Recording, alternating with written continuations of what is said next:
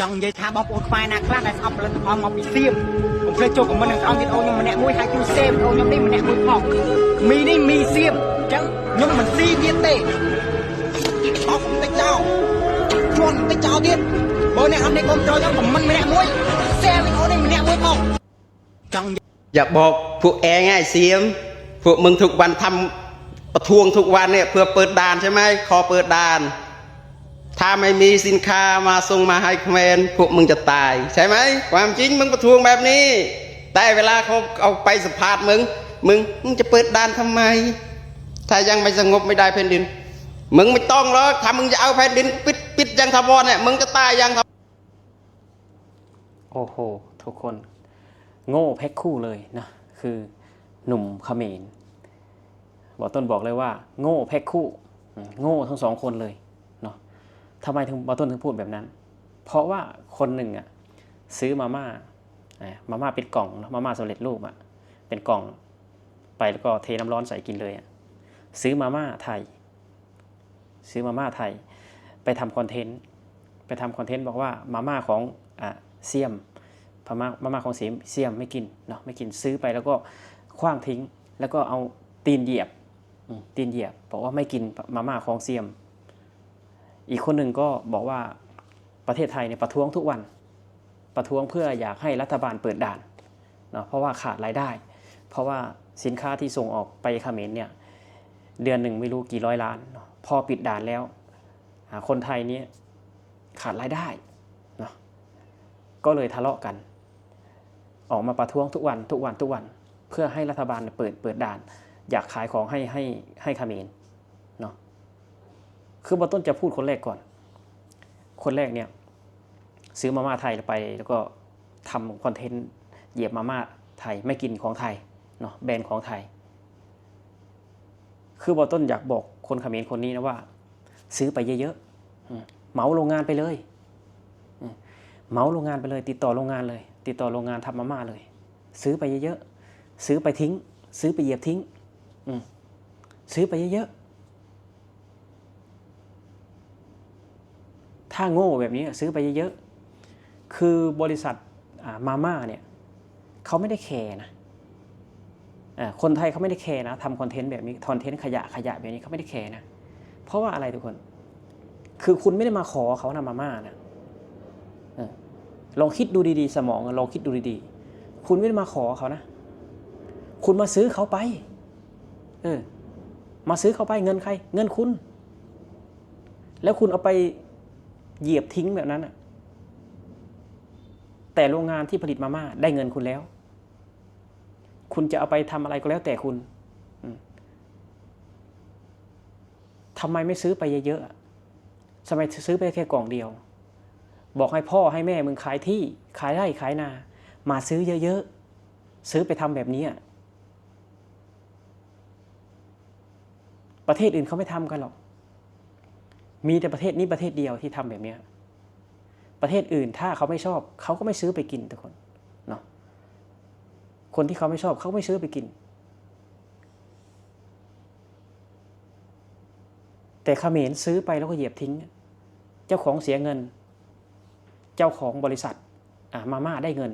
แล้วคุณเอาไปเหยียบทิ้งเพื่อประชดคนไทยแล้วใครจะงึดมึงเนาะแล้วใครจะงึดมึงแล้วใครเขาจะแคร์เพราะว่าเงินเขาได้แล้วมึงไม่ได้มาขอเขา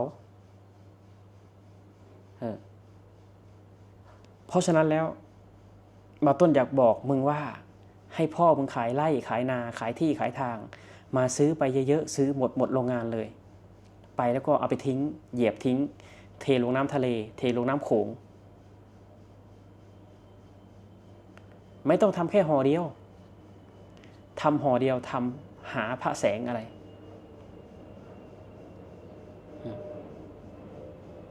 คนที่สองก็ดูสภาพแล้วดูสภาพเหมือนเป็นคนมีความรู้มากดูสภาพเจ้าของสภาพดีกว่านี้ได้ไหมก่อนจะออกมาพูดให้คนอื่นว่าประเทศไทยนี่ประท้วงอย่าให้เขมรเปิดด่านว่าตอนนี้คนไทยจะตายกันหมดแล้ว เพราะว่าไม่ได้ขายสินค้าให้เขมรอย่าลืมนะบาต้นอยากบอกคนเขมรคนนี้ให้เอาบุญเนาะบอกเอาบุญคือประเทศไทยนี่เป็นครัวของโลกครัวของโลกหมายความว่ายังไงเขมรคนนี้อาจจะยังไม่รู้เนาะบาต้นจะอธิบายให้ฟังครัวของโลกหมายความว่าสินค้าที่ผลิตและก็เป็นแบรนด์ของคนไทยเนี่ยส่งไปขายทั่วโลกส่งไปขายทั่วโลกถ้าเขาไม่ได้ขายให้เขมรประเทศเดียวเขาจะขาดทุนไหมบริษัทเขาจะเจ๊งไหมไม่มีทางครับ100 กว่าประเทศอยู่ในโลกใบนี้กินของคนไทยไม่ว่าเกาหลีญี่ปุ่นฝรั่งเศสออสเตรเลียเยอรมันสหรัฐอเมริกาบราซิลคือกินของคนไทยหมดเนาะคือนำเข้าสินค้าจากไทยหมดเขมรเนี่ยประชากรแค่18 ล้านคนมันจะซื้อของคนไทยเยอะไหมบางคนไม่มีเงินซื้อด้วยซ้ำแล้วประเทศไทยจะขาดทุนได้ยังไง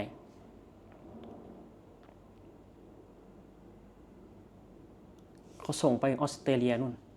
ญี่ปุ่นนู่นตลาดใหญ่นู่นสหรัฐอเมริกา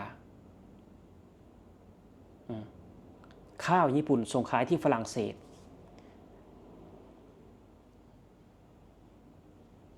มะพร้าวน้ำหอมส่งไปขายที่สหรัฐอเมริกาข้าวหอมมะลิจัดมินส่งไปที่สหรัฐอเมริกาข้าวเหนียวสันปะตองส่งไปสหรัฐอเมริกา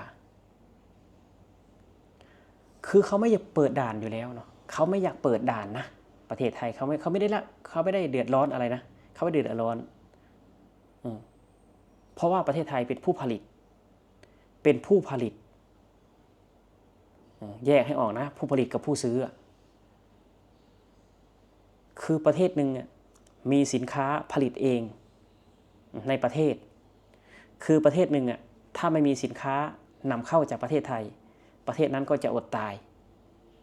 แยกให้ออกนะความรู้สึกมันแตกต่างกันเนาะถ้าปิดด่านไปอีกสัก40 ปีใครจะตายก่อนกันคือตอนนี้เขมรประท้วงแล้วประท้วงไม่มีงานทำบางคนนะลักลอบเข้ามาประเทศไทยโดนทหารจับโดนเจ้าหน้าที่ไทยจับบางคนไม่อยากโดนเจ้าหน้าที่จับขุดรูเพื่อมุดเข้ามาประเทศไทยมึงคิดดูสิว่าใครจะตายก่อนกันใครจะตายก่อนกัน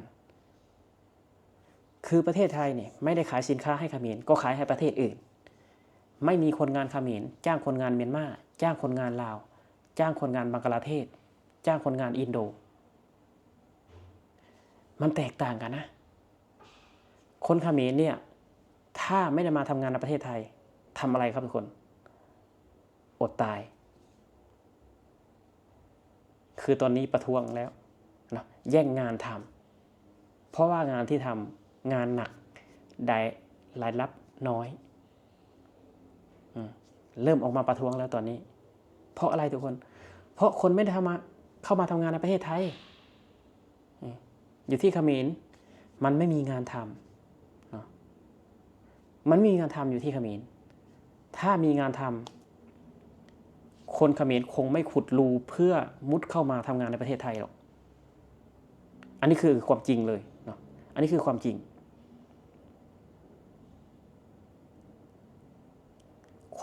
ที่มันคือความจริงไม่ใช่คำจริงแล้วมาพูดบิดเบือนเพื่อจะเอาชนะเพื่อจะแซะประเทศไทยลองอีกทุกคนปิดด่านไปอีก2 เดือนอะไรมันจะเกิดขึ้นที่เขมร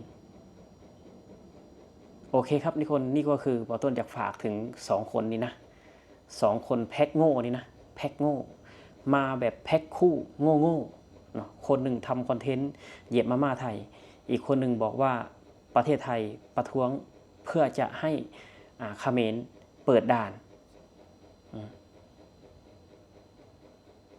แสดงความโง่กันออกมา